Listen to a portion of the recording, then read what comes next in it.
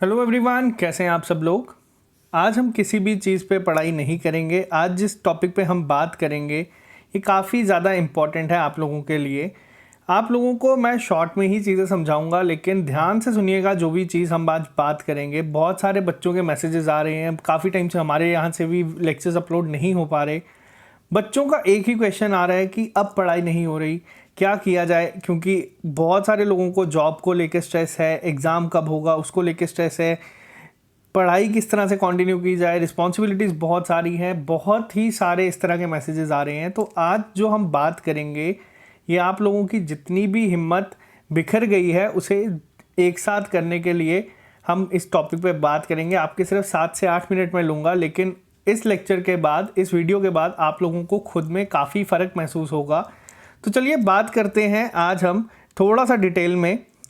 हम भी थोड़े दिन पहले हमने एक वीडियो अपलोड की थी जिसमें मैंने आपको कहा था JKSSB को कहें कि एग्ज़ाम कंडक्ट करवाएं टाइम पे। बहुत सारे लोगों को ये चीज़ समझ नहीं आई। मैं आपको अब थोड़ा सा सिंपल लैंग्वेज में समझाता हूँ कि क्यों मैंने इस तरीके की चीज़ कही थी। मेरी एक ही चीज़ थी कि एक जो नया एग्ज़ाम कैलेंडर है वो सामने आए आप लोगों के, क्योंकि हमें कहा गया था कि 15 से लेके 20 अक्टूबर तक हम लोगों के एग्ज़ाम्स होंगे, लेकिन इलेक्शंस की वजह से वो नहीं हो पाए। तो मेरी कहने का यही एक लोता यही मकसद था कि एक नया एग्ज़ाम कैलेंडर हम लोगों के सामने आ जाए, ताकि हम लोग अपनी तैयारी को एक टाइम फ्रेम के अकॉर्डिंग एक पूरा स्केड्यूल बना के करते रहे। जैसे हम लोग स्टार्टिंग से कर रहे थे, जून में हम लोगों ने शुरू किया थे मॉक टेस्ट देना, उस सब चीज़ों को साइड पर रखते हुए अब हमारे सामने एक ये टाइम फ्रेम था कि 15 से 20 अक्टूबर में हमारा एग्ज़ाम है। हम लोग तैयारी कर रहे थे, बहुत अच्छे बच्चे स्कोर ला रहे थे, हर एक चीज़ टाइम टू टाइम चल रही थी, हमारे एंड से लेक्चर्स की स्पीड बढ़ चुकी थी। लेकिन अब 15 से 20 को एग्ज़ाम नहीं होगा। हमारी डिमांड ये थी कि हमें एक टाइम फ्रेम दे दे। ऐसा नहीं मैं कह रहा, ना ही मैंने पहले कहा कि आप लोगों का एग्ज़ाम अभी आने वाले एक हफ्ते में करवा दे, ऐसा नहीं है। मैं कह रहा हूँ कि हमें एक टाइम फ्रेम मिल जाए कि अगर हमारा एग्ज़ाम मिड नवंबर में होगा तब भी हमें कम से कम 15 से 20 दिन पहले इन्फॉर्म किया जाए।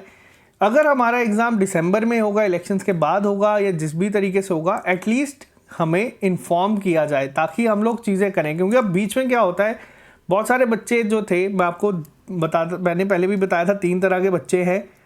एक बच्चे वो हैं जो 4-5 महीने से पढ़ रहे हैं, दूसरे बच्चे वो हैं जो 1-2 महीने से पढ़ रहे हैं, और तीसरे बच्चे वो हैं जिन्होंने सिर्फ फॉर्म अप्लाई किया है। जिन्होंने सिर्फ अप्लाई किया और जो नहीं पढ़ रहे अभी भी, उन लोगों को कोई फ़र्क नहीं पड़ता आप उनका एग्ज़ाम अक्टूबर में लें या अगले साल अक्टूबर में लें। मेरी बातें काफ़ी कड़वी लगती है बहुत सारे बच्चों को, क्योंकि आप लोग खुद अपने आप को रिलेट कर सकते हो, और मुझे सच में किसी से भी फ़र्क नहीं पड़ता। मेरे को ये नहीं है कि जो ये 3rd कैटेगरी के बच्चे हैं वो मेजॉरिटी में हैं जिन्होंने फॉर्म अप्लाई किया है, जिन लोगों ने तैयारी की है पिछले 4 से 5 महीनों में, और या फिर जिन्होंने 1 से 2 महीने भी रिसेंटली हुए हैं तैयारी को शुरू किए हुए।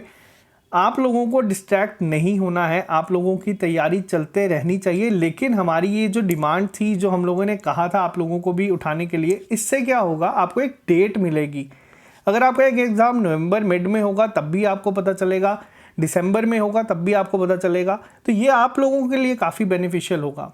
हमें अगर अब मैं बात करूं, मुझे इससे क्या फ़ायदा होगा अगर आप लोगों का एग्ज़ाम होता है या नहीं होता है, इससे जितने भी आपके कोचिंग इंस्टीट्यूट्स हैं उनको काफ़ी फ़ायदा हो सकता है।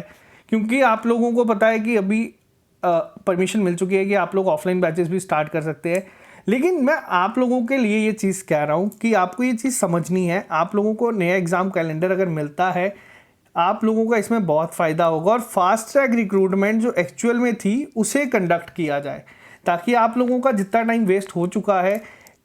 नए एग्ज़ाम कैलेंडर मांगने की एक और ये वजह भी थी जो हमने कहा, आप लोगों के सामने बहुत सारी रिक्रूटमेंट आई हैं और चली गई हैं, उनके बारे में कुछ भी नहीं हुआ। फिर वो आपके JK बोर्ड के तरफ से जो एक नोटिफिकेशन आई थी जूनियर असिस्टेंट की, वो हो, या फिर इसके अलावा बहुत सारी वैकेंसीज ऐसी थी जो अभी हमने देखा कि कैलेंडर विड्रॉ कर दिए गए, एडवर्टीजमेंट विड्रॉ कर दी गई। तो ये चीज़ मैं नहीं चाहता कि आप लोगों के पंचायत अकाउंट असिस्टेंट के साथ भी कुछ इस तरह का हो, तभी हमने ये चीज़ें आपको कही थी। अब बात यहाँ पे एक आती है, बच्चों के दिमाग में बहुत चलता है एग्ज़ाम कब होगा। जो बच्चे पढ़ रहे हैं वो, और वो हार्डली 5 से 10 हज़ार बच्चे ही हैं जो आज भी बहुत ज़्यादा पढ़ रहे हैं। देखो, आप लोगों का एग्ज़ाम अगर अकाउंट असिस्टेंट का होता है जल्दी, तो उसमें आपका फ़ायदा क्या है, मैं आपको पहले ये बताता हूँ। जो बच्चे आज की डेट में हमारे साथ मॉक टेस्ट में 60+ स्कोर लेके आ रहे हैं, और आप लोग यकीन नहीं करेंगे, आप लोग कॉमर्स बैकग्राउंड का जो एक सब्जेक्ट है अकाउंटेंसी, उसमें 20+ लेके आ रहे हैं, तो आपने कितनी मेहनत की है इस एग्ज़ाम के लिए। ये आपकी फेज़ 1 रिक्रूटमेंट है। इसके बाद फेज़ 2 रिक्रूटमेंट के लिए ऑलरेडी हमारी एडमिनिस्ट्रेशन ने आप लोगों को हिंट दे दिया है कि 10 से 12 हज़ार के बीच बीच में आपके सामने नॉन गैजेटेड और गैजेटेड वैकेंसीज आएंगी। तो ये 10 से 12 हज़ार वैकेंसीज कब आएंगी? जब आपका फेज़ 1 कंप्लीट होगा, या फिर ऐसा हो सकता है कि आपके सामने नोटिफिकेशन आ जाए, लेकिन एग्ज़ाम पहले आपका यही कंडक्ट होगा। तो जो लोग कह रहे हैं कि एग्ज़ाम मार्च में होगा, तो आप लोगों को बता दूं, जितना डिले आप करते रहेंगे उतना ही नुकसान आप लोगों का भी होगा। आप लोगों को कोशिश ये करनी है कि अपनी तैयारी को नहीं रुकने देना। एग्ज़ाम आपका जितना जल्दी होगा उतना ही आप लोगों का फ़ायदा होगा।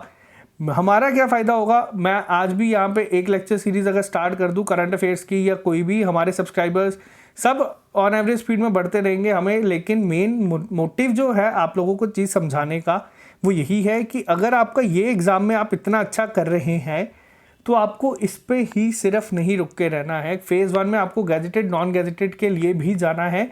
तो जितनी जल्दी आपका ये ख़त्म होगा उतनी ही जल्दी आपके सामने बाकी अपॉर्चुनिटीज़ आएंगी, और उतनी ही जल्दी आप लोग बाकी एग्ज़ाम्स के लिए भी तैयारी कर पाएंगे। और जो बच्चे मेहनत कर रहे हैं आज की डेट में भी, वही बच्चे होंगे जो फाइनल लिस्ट में क्वालिफाई करेंगे। तो ये चीज़ मैंने आपको बता दिया। बहुत रेयर केसेस होते हैं जिसमें मैंने आपको बताया कि अगर तकरीबन 1800 के करीब वैकेंसीज़ हैं, इसमें आप मान के चल लीजिए 1000 तो ऐसी हैं जो ऑलरेडी बच्चे रिज़र्व कर चुके हैं। उनका एग्ज़ाम आप आज लें, कल लें या अगले साल लें, वो इसमें अच्छे से अच्छा स्कोर करके आएंगे। और बची बात 800 की, तो ये 800 वो होंगे जो पिछले 1 से 2 महीने में काफ़ी अच्छी मेहनत कर रहे हैं, या जिन्होंने अभी रिसेंटली 15 सितंबर या जब से टेंटेटिव कैलेंडर आया उसके बाद भी शुरू किया है। वो भी बच्चे बहुत अच्छा कर रहे हैं, मॉक टेस्ट में वो भी बहुत अच्छा स्कोर कर रहे हैं। तो ये सारी चीज़ें आपको मेरा बताने का सिर्फ यही मकसद है। अब अपने आप को किस तरह से आप लोग इसमें वापस से अपना टाइम और एनर्जी को सही तरीके से यूटिलाइज़ करें, तो वो मैं अब आपको बताऊंगा। आप लोग मान लीजिए कि अब जो हमारा मॉक टेस्ट 7 है, जो पंचायत अकाउंट असिस्टेंट के 6 हम लोग दे चुके हैं, बहुत सारे बच्चे ऐसे हैं जो भी फर्स्ट सेकंड थर्ड ही दे रहे हैं। अब आपको एक चीज़ मैं बताता हूँ, आप लोगों को क्या टारगेट रखना है। आप लोगों को ये टारगेट रखना है कि जो आपका 1 नवंबर को मॉक टेस्ट 7 हम बोल रहे हैं, ये आपका एक्चुअल एग्ज़ाम है, और आपके पास 10 दिन हैं पूरे आपको अपने आप को रिवाइज़ करने के लिए। और आपके पास यही 10 दिन है कि जितना भी आपने पढ़ा हुआ है उसको एक बार गो थ्रू करें और ये टेस्ट आप लोग दें। इससे चीज़ें क्या होंगी, अब मैं आपको यहाँ पे भी थोड़ा सा डिटेल में बता देता हूँ। पहली चीज़, आने वाले 10 दिन में आपका सारा सिलेबस जो है वो रिवाइज़ हो जाएगा। जितना भी आपने पढ़ा है, अगर वो 60% है, 70% है, 80% है, जितना भी आप लोगों ने पढ़ा आप वो रिवाइज़ कर लें। उसके बाद आप लोग ये टेस्ट दें। दूसरी चीज़ क्या होगी यहाँ पे, अगर इनकेस आपका एग्ज़ाम मिड नवंबर में होता है, तो यही चीज़ आपको मिड नवंबर में भी काफ़ी हेल्प देगी, क्योंकि आप एक बार सारा रिवाइज़ कर चुके होंगे। और यही हम चीज़ स्टार्टिंग से करते आ रहे हैं। जो लोग हमारे साथ स्टार्टिंग से जुड़े हैं उन्हें पता है, हम हर महीने एक मॉक टेस्ट देते थे। जून में एक दिया, जुलाई में एक दिया, अगस्त में एक दिया, ताकि हम लोग अपना पुराना रिवाइज़ करते रहे। तो ये इससे हमारी जो मेन एक स्ट्रेटजी रहती है काफ़ी सही रहती है। इस मॉक टेस्ट की वजह से जो हम एक स्पेसिफिक डेट डिसाइड करते हैं, आप लोगों का सारा रिवाइज़ हो जाता है। आप लोग रिवाइज़ सारा कर लेते हैं, और आप लोगों को ये रिवीजन जो है वो बार बार करने से यही है, क्योंकि इसमें आपको टाइम का ऊपर काम नहीं करना है। इसमें बस यही है कि आपने जितना पढ़ा है आप उसको वापस से एक बार रीड करें, ताकि आप जब टेस्ट देने जाएं तो आप लोग वहाँ पे अच्छा करें। और यही एक अप्रोच से हम कर सकते हैं। 3200 अभी करीब हमारे साथ बच्चे टेस्ट देते हैं, तो काफ़ी सफिशेंट है हम लोगों को अपनी तैयारी को एनालाइज करने के लिए, ये इतना एक टाइम फ्रेम में। अब एक और चीज़ यहाँ पे आती है बच्चों के सामने, जो लोग, मैं बहुत सारे बच्चों से बात होती है, अभी ऑनलाइन हम वीडियो लेक्चर्स कम बना रहे हैं, लेकिन मैसेजेस पे या हर एक चीज़ पे बच्चों से बात होती है। अब कई बच्चों को जेके बैंक के ऊपर डाउट है कि वो कब होगा। उसके बाद बच्चों को आ जाता है कि जेके एसएसबी के एग्ज़ाम कब होंगे, इस साल होंगे भी या नहीं होंगे। ये सारे जितने भी डाउट आपके दिमाग में आ रहे हैं, आपको कोशिश ये करनी है, आपको अपने आप को सबसे पहले डिस्ट्रैक्शन से हटाना है। अगर आप किसी चीज़ के लिए मेहनत कर रहे हो तो आप वो डेफिनेटली करेंगे ही करेंगे क्वालिफाई। अगर आप किसी चीज़ के लिए मेहनत कर रहे हो, फिर आपका एग्ज़ाम नवंबर में हो दिसंबर में हो, मार्च में हो या जब मर्जी हो, आप लोग अगर मेहनत कर रहे हैं, अगर आपको लगता है कि आप बहुत अच्छे तरीके से तैयारी कर रहे हैं तो आप क्वालिफाई करेंगे। पहली चीज़ आप ये अपने दिमाग में डाल दें। दूसरी चीज़, अगर इन केस आप क्वालिफाई नहीं कर पाते हैं तो क्या होगा? क्वालिफाई अगर आप नहीं कर पाते हैं तो आपको कोई फ़र्क नहीं पड़ना चाहिए। अभी आने वाले टाइम में वैकेंसीज़ काफ़ी ज़्यादा आ रही हैं, रिक्रूटमेंट के लिए कहा गया है, लेकिन ये सब कब होगा? जब आपका फेज़ 1 जो है वो टाइम पे कंडक्ट हो जाएगा। इसीलिए हम लोगों ने स्टार्टिंग से इतना स्ट्रेस दिया था कि एग्ज़ाम आपका टाइम पे हो जाना चाहिए, क्योंकि इस वजह से अब जो बच्चे अकाउंट असिस्टेंट के लिए इतनी मेहनत कर रहे हैं वो लोग ही ऐसे होंगे जो कल को फाइनेंस में या एक्साइज में, इनकम टैक्स इंस्पेक्टर, ये सब लगेंगे। तो आप लोग अपने आप का थोड़ा जो एक अप्रोच है या अपनी आप लोगों को मैं कहूँगा जो आप लोगों के दिमाग में है चीज़ें, उसे थोड़ा सा एक्सपैंड करें। आप सिर्फ अकाउंट असिस्टेंट तक ही अपने आप को सीमित ना रखें, क्योंकि आप लोग बहुत ही ज़्यादा अच्छा कर सकते हैं अपनी लाइफ में। आप लोग अगर ठान लेंगे कि आपको ये चीज़ करनी है तो वो चीज़ कोई भी नहीं रोक सकता। और अगर इनकेस वो चीज़ नहीं होती है तो ज़रूर कोई ना कोई एक अच्छी चीज़ आप लोगों के सामने रहेगी इन फ्यूचर। वो तभी ये चीज़ आप लोगों को मैं बताता हूँ। यही चीज़ मेरे को आपको बताने का मेन मकसद है कि जब भी आपको लगता है कि आप लोगों का पढ़ने का मन नहीं है क्योंकि एग्ज़ाम्स की कोई डेट नहीं है और इस टाइम ड्यूरेशन में तैयारी की एक पेस बनाना काफ़ी मुश्किल हो जाता है, क्योंकि मैंने भी ये सब स्टेजेस देखी हैं आप लोगों के सामने। जैसे हम लोगों को पता है सितंबर 18 से हम लोगों ने तैयारी शुरू की थी। जब टेंटेटिव कैलेंडर आया था तो एक दिमाग में टाइम फ्रेम था कि 1 महीने में करना है, और बहुत सारे बच्चों ने बहुत ही अच्छा कर दिया। जो लोगों को मैंने कंपाइल्ड नोट्स रिकमेंड किए उन लोगों ने 60-70% कंपाइल्ड नोट्स पढ़ लिए, मॉक टेस्ट में अच्छा परफॉर्म करना शुरू कर दिया।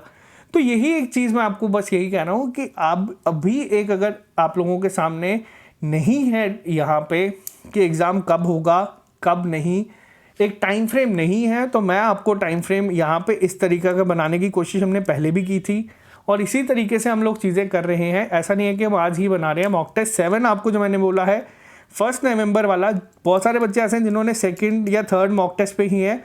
उन लोगों से भी रिक्वेस्ट है कि आप लोग 1 नवंबर को मॉक टेस्ट 7 देंगे। मॉक टेस्ट 7 कोशिश हम वापस अब ये करेंगे कि सारे एक साथ दें, ताकि आपको एक्चुअल में अपना दिखे कि आप कहाँ पे स्टैंड कर रहे हैं। और आपको जब दिखती है सामने चीज़ें कि हाँ बच्चे अभी भी मेहनत करके हमसे ज़्यादा लेके आ रहे हैं, तो एक अपने आप में ही मोटिवेशन आती है कि हमें भी ये चीज़ करनी है। और अगर हम कहीं पे पीछे रह रहे हैं तो आप इसी वजह से इसी तरीके से अपनी तैयारी को कंटिन्यू कर पाएंगे। ऐसे अभी पेस में बहुत सारे बच्चे नहीं हैं, बहुत सारे बच्चे जिन्होंने अभी स्टार्ट किया है पढ़ना वो उनका पेंडिंग है, वो कर रहे हैं। जो लोग ऑलमोस्ट ख़त्म कर चुके हैं सिलेबस या 70% या 80% कवर कर चुके हैं, वो लोग अभी बस यही सोचते हैं सारा दिन। मैसेजेस इस तरह के आते हैं कि सर आप क्या करेंगे, नहीं हो पा रही तैयारी, कंसंट्रेट नहीं कर पा रहे, एग्ज़ाम कब होगा पता नहीं। तो आपको बस यही चीज़ को ध्यान में रखना है। अब आपको एग्ज़ाम जब मर्ज़ी हो, 1 नवंबर को आप लोगों को टेस्ट देना है यहाँ पे।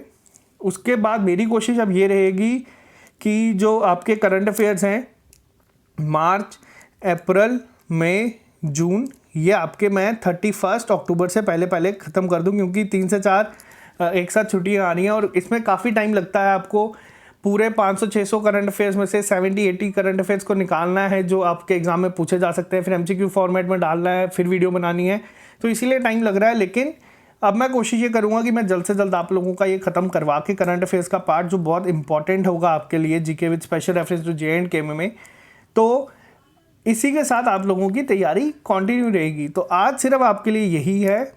जिन लोगों को लगता है कि आप लोगों को तैयारी करनी है, आप लोगों ने तैयारी कर ली है या आप लोग तैयारी करना चाहते हैं, तो आप लोग तैयारी करें। इस चैनल को सब्सक्राइब कर लें ताकि आपको हर एक अपडेट टाइम के साथ मिलता रहे। आज के लिए सिर्फ इतना ही, मिलते हैं आप लोगों से कल नए लेक्चर के साथ। Okay guys, bye bye, take care.